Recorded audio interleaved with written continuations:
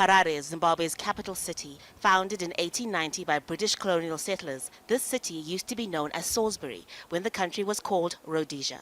More than 100 years later, modern buildings have come up.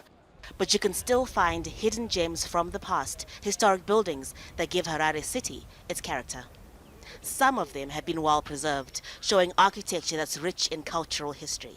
Others have seen better days.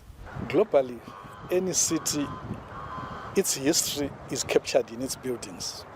The buildings tell the story of how the city started, where it has been, and where it is now.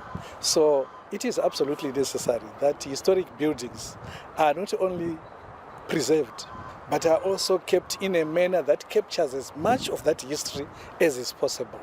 Sadly, at the moment, most historical buildings in Harare are not that well looked after. That's because most people in Zimbabwe are struggling economically.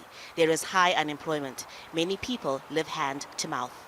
Protecting buildings in Harare that were once historic landmarks is not a priority.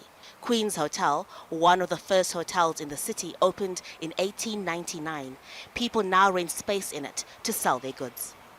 In Zimbabwe, if one owns a historic building, they have to preserve it. These buildings are protected by the National Museums and Monuments Act. If someone wants to make alterations or demolish one, they have to notify the authorities at least 14 days before they start work.